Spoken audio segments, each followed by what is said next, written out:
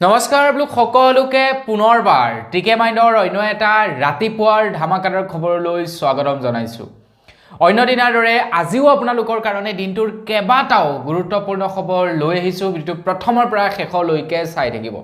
আৰু খবৰ কেইটা চাই আপোনালোকৰ যদি ভাল লাগে তেন্তে লাইক এটা কৰিবলৈ কিন্তু নাপাহৰিব। ঠাণ্ডাটো খুবেই বাঢ়িছে। সন্ধিয়া পৰত বেছি দেৰিলৈকে আপোনালোকে বাহিৰত নাথাকিব। কুঁৱলী খুবেই পৰিছে।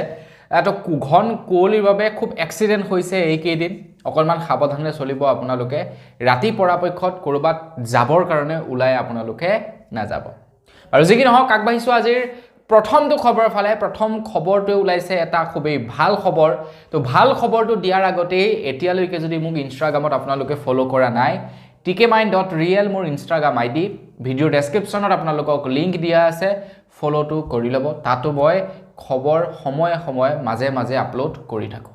তো প্ৰথমটো খবৰ ওলাইছে যিসকল লোকে নেকি সিম কাৰ্ড ব্যৱহাৰ কৰে তো তেওঁলোকৰ কাৰণে দুটাকৈ ভাল খবৰ ওলাইছে। সিম কাৰ্ড যিসকলে ব্যৱহাৰ কৰে, প্ৰথমটো ভাল খবৰ হৈ গ'ল, এতিয়াৰে পৰা আপোনালোকে পৃথকে ডাটাৰ কাৰণে বেলেগকৈ ৰিচাৰ্জ, কলিঙৰ কাৰণে বেলেগকৈ ৰিচাৰ্জ, SMS-ৰ কাৰণে বেলেগকৈ ৰিচাৰ্জ কৰিব পাৰিব আৰু একেলগতে গোটেইকেইটা কম্বিনেশ্যনো লাভ কৰিব। মানে বৰ্তমান সময়ত কি হয়, কিছুমান মানুহ এনেকুৱা আছে যিবিলাকক নেকি আপোনাৰ নেটৰ প্ৰয়োজন নাথাকে বা SMS-ৰ প্ৰয়োজন নাই, কেৱল নিজৰ সিম কাৰ্ডটোৰ পৰা কাৰোবাক কল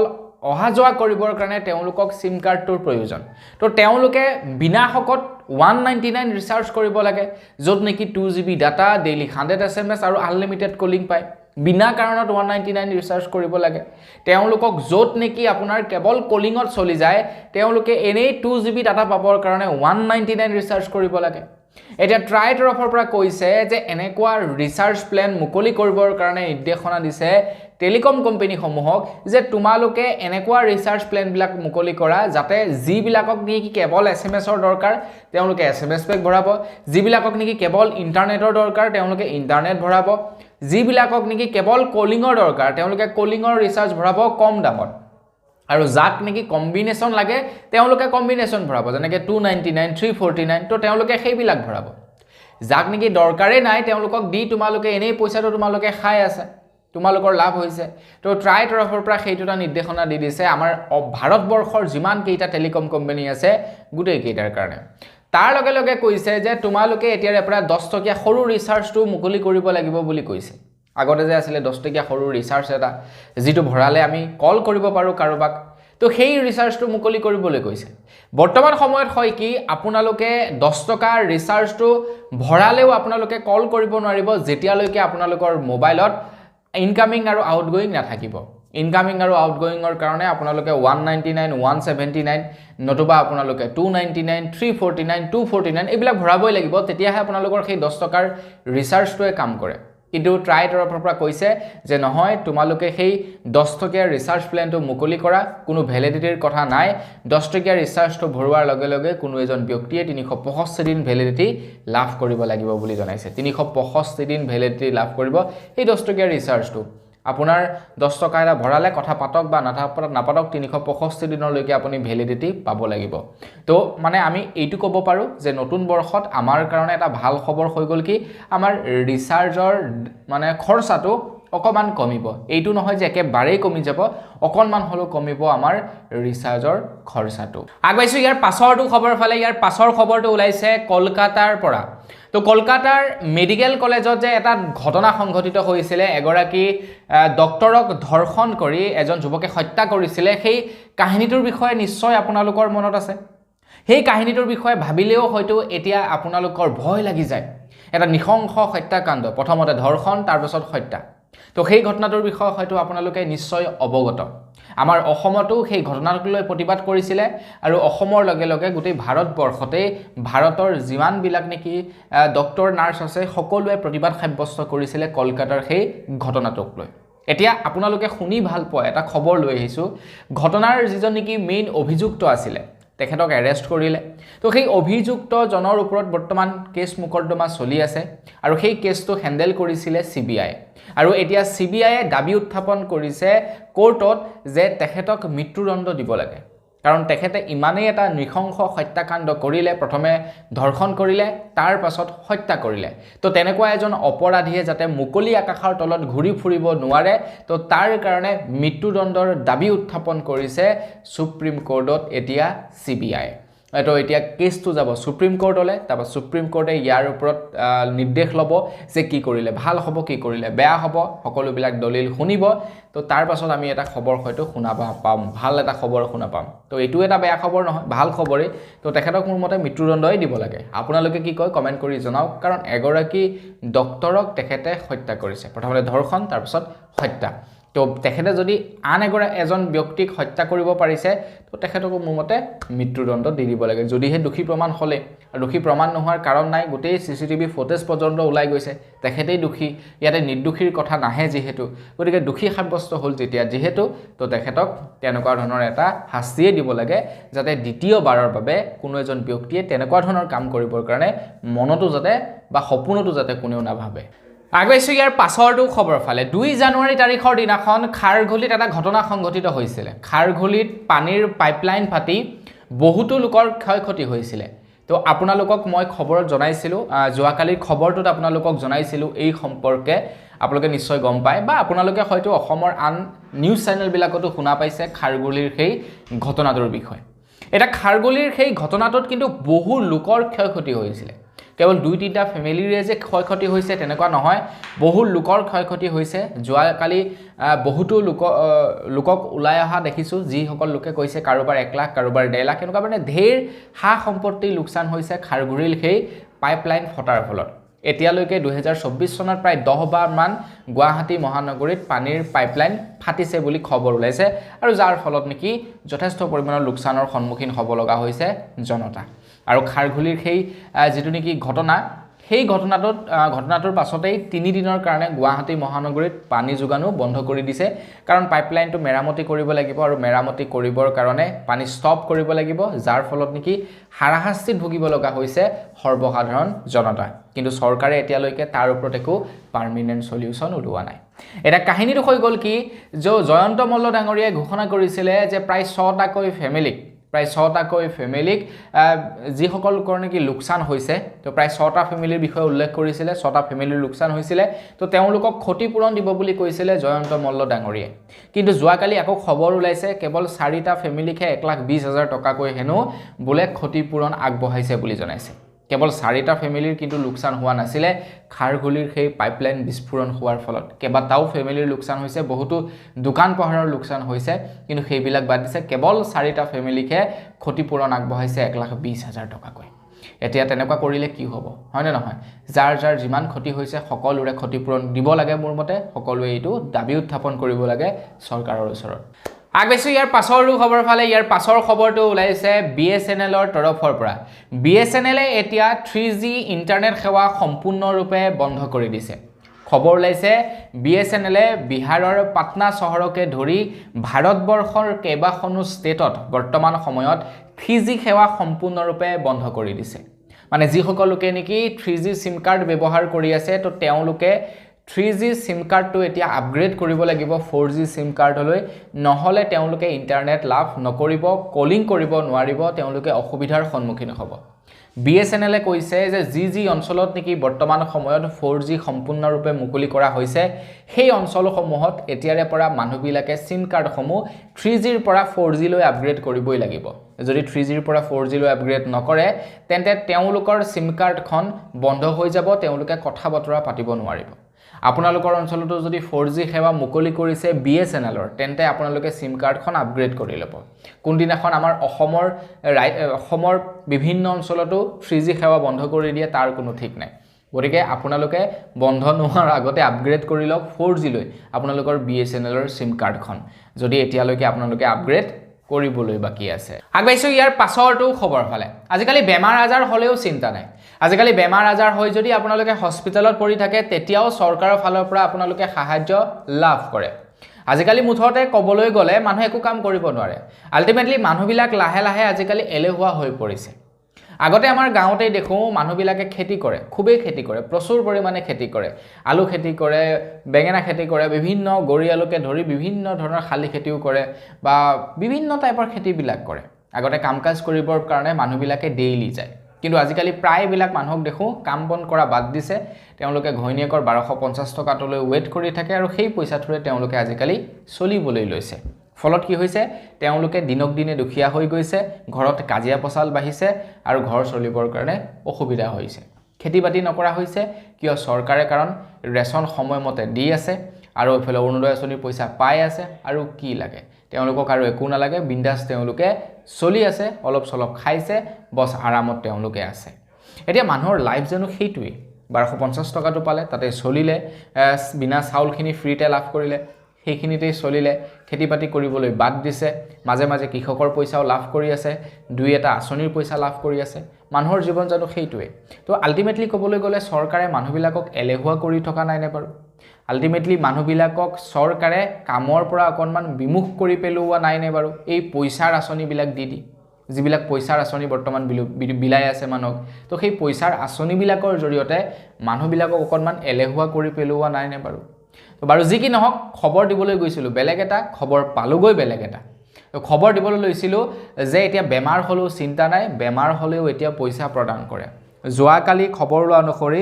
বজালী বিধানসভা সমষ্টিৰ বিভিন্ন চিকিৎসাধীন ৰোগীক মুখ্যমন্ত্ৰীৰ সাহায্য পুঁজিৰ পৰা চেক প্ৰদান কৰে বুলি জনাইছে মন্ত্ৰী ৰঞ্জিত কুমাৰ দাসে। মানে যিসকলে নেকি বহুদিন ধৰি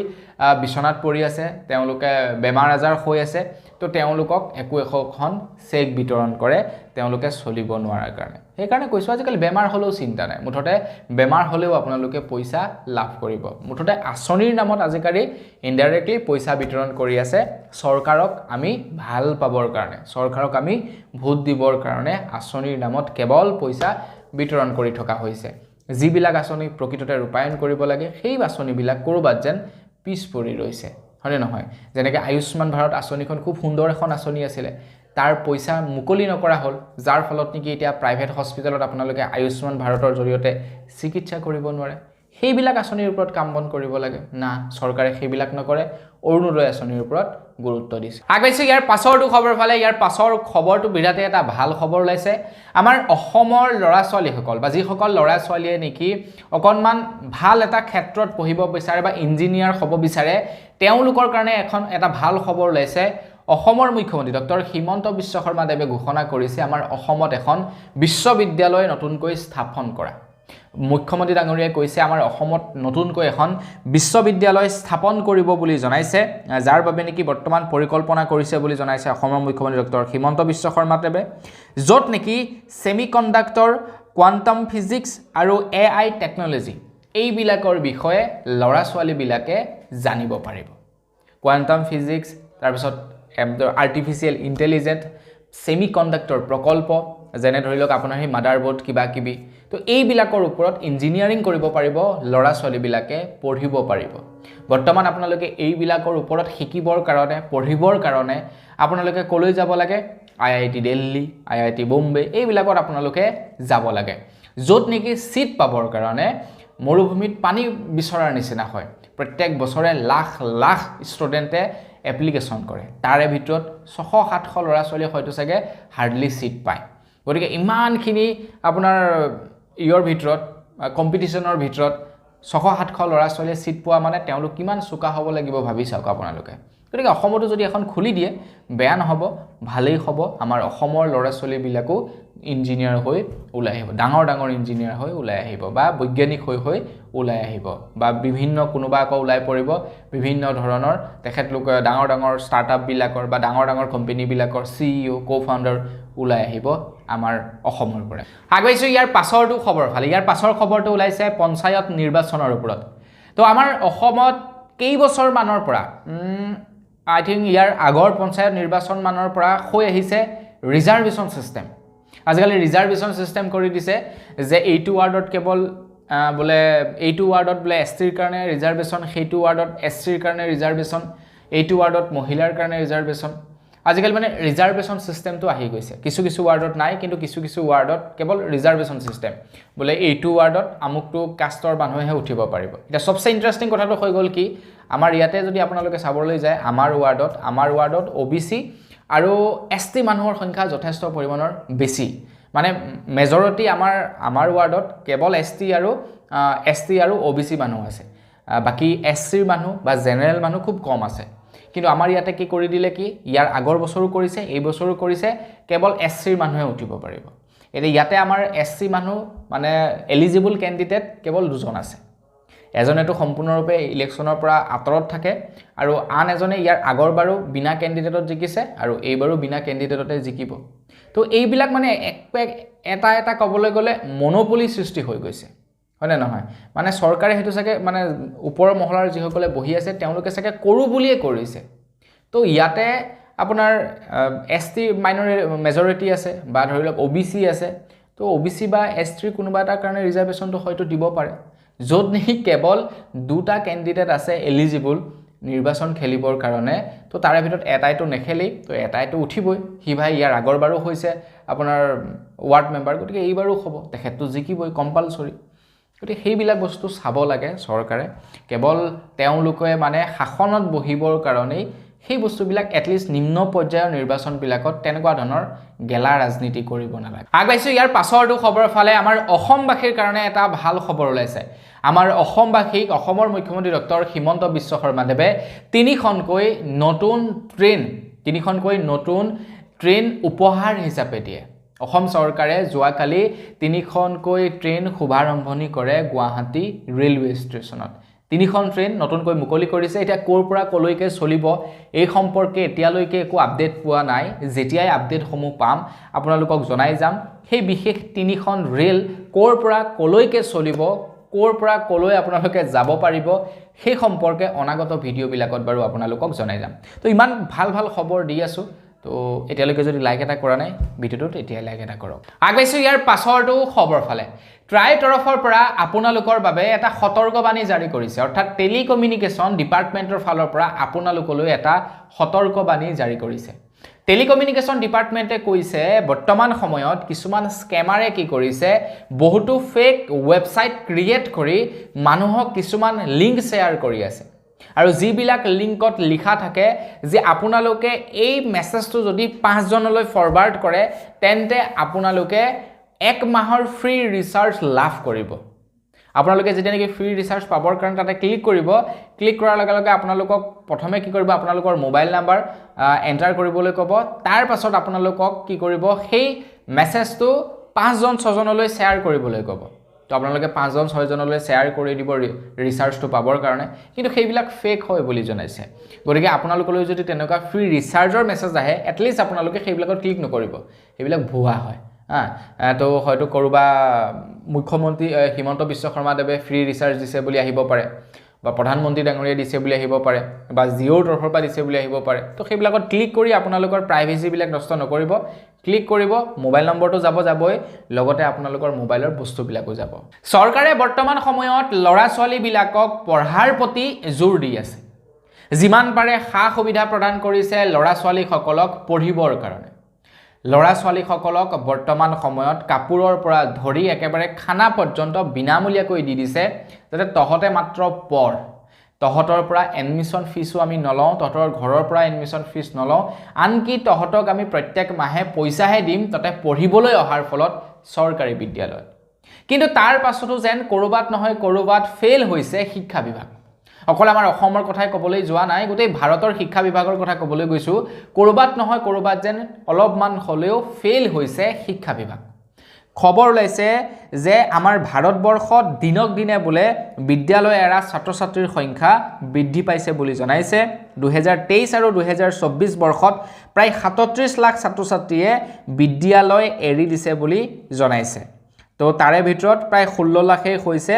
ছাত্ৰী প্ৰায় 16 লাখ ছাত্ৰীয়ে বিদ্যালয় এৰি দিছে আৰু আমাৰ অসমৰ কথা যদি চাবলৈ যাওঁ অসমত প্ৰাথমিক পৰ্যায়তে বোলে প্ৰায় 6.8% ছাত্ৰ ছাত্ৰীয়ে বিদ্যালয় এৰিছে আৰু মাধ্যমিক পৰ্যায়ত প্ৰায় 8.2% আৰু উচ্চতৰ মাধ্যমিক পৰ্যায়ত প্ৰায় 19.5% ছাত্ৰ ছাত্ৰীয়ে বৰ্তমান সময়ত বিদ্যালয় এৰি দিছে তো কিহৰ কাৰণে এৰিছে এইটো এটা ডাঙৰ কোৱেশ্চন মাৰ্ক কোনোবা মাক দেউতাকে বিচাৰিব নেকি নিজৰ ল'ৰা ছোৱালীক বিদ্যালয় এৰুৱাই তেওঁলোকে বেলেগ কামত লগাব বুলি ল'ৰা ছোৱালীবিলাকে বুজি উঠিছে কিছু কিছু ক্ষেত্ৰত মাক বাপেকে পঢ়াব নোৱাৰা হৈছে সেইবিলাক ঢেৰ কাৰণ আছে তো য'ত নেকি হয়তো চৰকাৰে দায়ী বুলি ক'ব লাগিব চৰকাৰে সেইবিলাক বিষয় ভালদৰে ষ্টাডি কৰিব লাগিব ভালদৰে বুজিব লাগিব কি কাৰণে এনেকুৱা ধৰণৰ সমস্যাবিলাক হৈছে ল'ৰা ছোৱালীক ইমানবিলাক লোভ দিয়াৰ পাছতো কিয় ল'ৰা ছোৱালীবিলাকে পঢ়াৰ প্ৰতি আগ্ৰহী হোৱা নাই সেইবিলাক কথা জানিব লাগিব আৰু তাৰ পাছত সেই প্ৰব্লেমবিলাক সলভ কৰিলেহে সকলোবিলাক সলভ হ'ব আগৈছো ইয়াৰ পাছৰটো খবৰ ফালে নৱবৰ্ষৰ প্ৰথমটো সপ্তাহতে আমাৰ অসমত যিসকল নেকি জলমিত্ৰ আছে জলমিত্ৰসকলে নৱবৰ্ষৰ প্ৰথমটো সপ্তাহতে প্ৰতিবাদ সাব্যস্ত কৰিছে অসম চৰকাৰৰ এগেইনষ্টত আমাৰ অসমৰ যিসকল নেকি জলমিত্ৰ আছে তেওঁলোকে কৈছে যে অসম চৰকাৰে বৰ্তমান সময়ত জলমিত্ৰসকলৰ যি নেকি পাব লগা ভাত্তা সেয়া মুকলি কৰি দিয়া নাই আৰু তাৰ লগে লগে বহুতো নেকি তেওঁলোকৰ পাৰিশ্ৰমিক দিবলৈ বাকি আছে অসমৰ জল বিভাগৰ তৰফৰ পৰা আৰু তাৰ সেই কাৰণে জলমিত্ৰ কৰ্মচাৰীসকলে ৰাজপথলৈ ওলাই আহিছে প্ৰতিবাদ সাব্যস্ত কৰিছে চৰকাৰক টকাসমূহ মুকলি কৰি দিবৰ কাৰণে আগৈছো ইয়াৰ পাছৰটো খবৰ ফালে 2025 চনৰ খেল ৰত্নৰ পুৰস্কাৰ 4জন ব্যক্তিলৈ আগবঢ়াইছে ভাৰত চৰকাৰৰ তৰফৰ পৰা তো চাৰিওজনৰে ফটো মই স্ক্ৰীনত দি দিছোঁ আপোনালোকে নামকেইটা পঢ়ি ল'ব এইকেইজনক খেল ৰত্ন সন্মানেৰে সন্মানিত কৰিছে ভাৰত চৰকাৰৰ ফালৰ পৰা অকল সেয়াই নহয় অৰ্জুন বঁটা প্ৰায় 34 জন এথলীটক বা খেলুৱৈক অৰ্জুন বঁটা প্ৰায় 34 জন খেলুৱৈক প্ৰদান কৰিছে ভাৰতৰ তৰফৰ পৰা তো এইবিলাক কুৱেশ্যনৰ খুব দৰকাৰ হয় 3rd গ্ৰেড 4th গ্ৰেডৰ যদি আপোনালোকে এক্সাম দি থাকে আপোনালোকে কৰবাত বহি এখনত লিখি যাব তো 2025 চনত 4জনক খেল ৰত্নৰ পুৰস্কাৰে পুৰস্কৃত কৰিছে আৰু অৰ্জুন বঁটা প্ৰায় 34 জনলৈ আগবঢ়াইছে ভাৰত চৰকাৰৰ ফালৰ পৰা আগবাইছো ইয়াৰ পাছৰটো খবৰ ফালে ইয়াৰ পাছৰ খবৰটো ওলাইছে দিল্লী মহানগৰীৰ পৰা তো খবৰ ওলাইছে দিল্লী মহানগৰীত যোৱাকালি ভাৰতৰ প্ৰধানমন্ত্ৰী নৰেন্দ্ৰ মোদী ডাঙৰীয়াদেৱে উপস্থিত থাকি